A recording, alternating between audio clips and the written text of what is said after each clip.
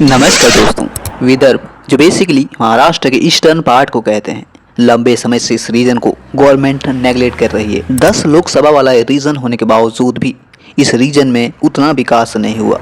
इसलिए समय समय पर विदर्भ को अलग राज्य बनाने का मांग भी उठता रहा है। अलग राज्य बनाने का मांग उठता इसलिए भी रहा है क्योंकि इस रीजन में महाराष्ट्र का 22% आबादी रहता है और उसके बावजूद भी इस रीजन में उतना डेवलपमेंट नहीं हुआ है।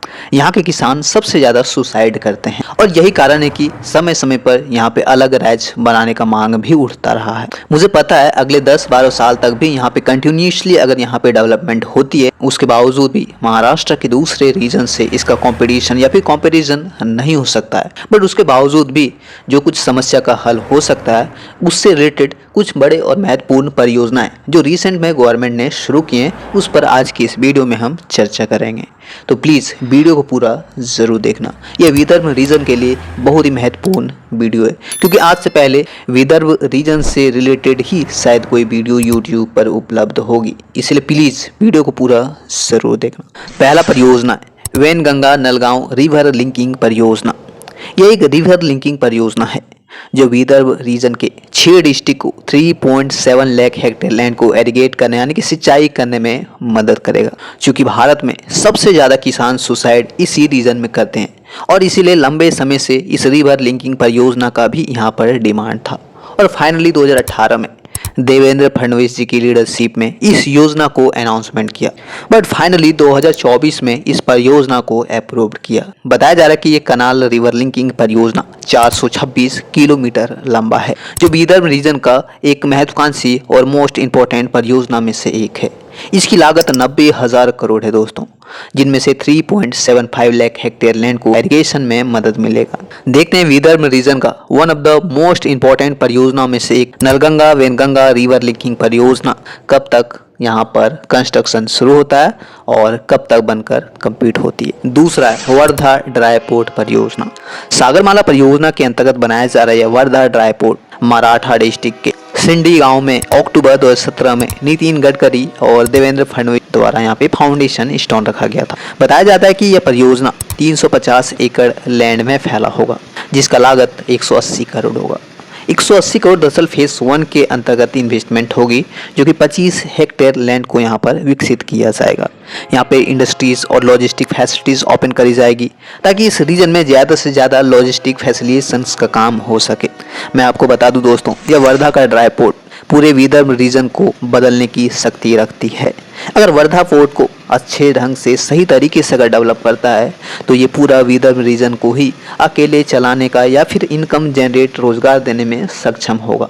वैसे मैं आपको बता दूं, ड्राई पोर्ट कोई समुद्री बंदरगाह परियोजना नहीं है, बल्कि इसे लैंड लॉक्ड एरिया पर बनाया जाता है ताकि एक जगह पर इंडस्ट्रीज और लॉजिस्टिक वाली चीज़ें ओपन हो सके और इस रीजन में विकास की ज़्यादा से ज़्यादा डेवलपमेंट हो सके। यहाँ पर कंटेनर यार्ड्स बनाई जाएगी, गोदाम बनाया जाएगा, रेलवे शिल्डिंग बनाई जाएगी, कार्गो हैंडलिंग टर्मिनल्स बनाए जाएगी और भी कई सारी चीज़ें यहाँ पर बनाई जाएगी।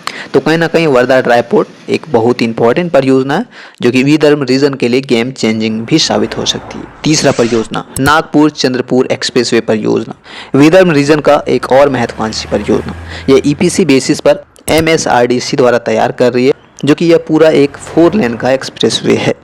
पूरा एक्सप्रेसवे 182 किलोमीटर लंबा होगा जो कि एक्सेस कंट्रोल हाईवे होगा। इसका अनाउंसमेंट 2023 में ही हो गया था और आज के डेट में बिडिंग प्रोसेस पर काम चल रहा है। उम्मीद करते हैं नागपुर चंद्रपुर एक्सप्रेसवे जो कि इस रीजन में कहीं ना कहीं रोजगार के नए अपॉर्चुनिटीज़ क्रिएट करेंगे। इस रीजन में इंडस्ट्रियल डेवलपमेंट होगा। चौथा परियोजना अमरावती एयरपोर्ट न्यू टर्मिनल परियोजना। वैसे तो सारी परियोजनाएं विदर्भ रीजन में कुछ ना कुछ बदलाव जरूर लाएगा, बट ये एयरपोर्ट एक्सपेंशन कहीं ना कहीं हर उम्मीद से खरा उतरेगा दोस्तों। यह ना सिर्फ विदर्भ के आसपास के रीजन को कनेक्ट करेगा बल्कि इस एयरपोर्ट के माध्यम से विदर्भ रीजन को देश दुनिया से भी कनेक्टिविटी मिलेगी। पूरा जो एयरपोर्ट परिसर होगा वो 389 हेक्टेयर में फैला होगा जो कि एक बहुत ही सुंदर तरीके से वर्ल्ड क्लास के तर्ज पर इसको बनवाया जा रहा है। NADC द्वारा इसको बनवाया जा रहा है और साल के अंत तक बताया जा रहा है कि यह नया टर्मिनल जो आज के डेट में अंडर कंस्ट्रक्शन है वो बनकर तैयार हो जाएगा। कहीं ना कहीं ये बनने से विदर्भ रीजन में कनेक्टिविटी और रोजगार के नए अवसर जरूर खुलेंगे। फिफ्थ है नागपुर मेट्रो परियोजना। वैसे तो दोस्तों नागपुर भी विदर्भ रीजन का ही एक पार्ट है।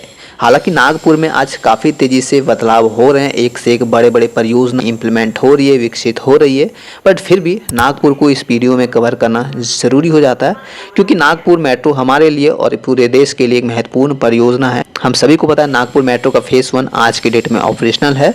मैं यहाँ पे एक चीज़ और बता दूँ, नागपुर बेसिकली विदर्भ रीजन का लार्जेस्ट सिटी के रूप में देखा जाता है और ये सबसे बेहतरीन और सबसे ज़्यादा डेवलप सिटी भी है। दोस्तों नागपुर मेट्रो जैसा कि मैंने कहा कि इसको आज की डेट में एक्सपेंशन करने पर काम चल रहा है और कहीं ना कहीं यह नागपुर मेट्रो दूसरे विदर्भ रीजन में भी एक नई उम्मीद, नई किरण ओपन करेगा दोस्तों। और इसीलिए ये नागपुर मेट्रो कहीं ना कहीं एक इंपॉर्टेंट परियोजना है। आज की डेट में 43.8 किलोमीटर का लंबा सेक्शंस पर काम चल रहा है जो कि 2028 तक कंप्लीट होने की बात हो रही है। ये तो थे कुछ महत्वपूर्ण और बड़े परियोजनाएं, बट इसके अलावा भी आज विदर्भ रीजन में जो कि गेम चेंजिंग साबित हो सकती है वह है मुंबई नागपुर बुलेट ट्रेन परियोजना, कोसी खुर्द इरिगेशन परियोजना जो कि 1500 करोड़ की परियोजना है, संत तुकाराम महाराज मंदिर कॉरिडोर परियोजना, नागपुर गोवा शक्तिपीठ कॉरिडोर परियोजना। यह विदर्भ रीजन में कहीं ना कहीं एक इकोनॉमिक रिवोल्यूशंस पैदा करेगी। इतना ही नहीं, Nagpur Gondi expressway, Bhandara Gadchiroli expressway, Nanded Wardha rail line, Nagpur Wardha 3rd and 4th rail line, Konsari में स्टील प्लांट परियोजना, ये सभी परियोजनाएं विदर्भ रीजन में इकोनॉमिक मूवमेंट, इकोनॉमिक रिवोल्यूशंस पैदा करेगी जो कि महाराष्ट्र के अदर रीजन्स को या पूरी तरह से विदर्भ रीजन कंप्लीट करने में सक्षम होगा।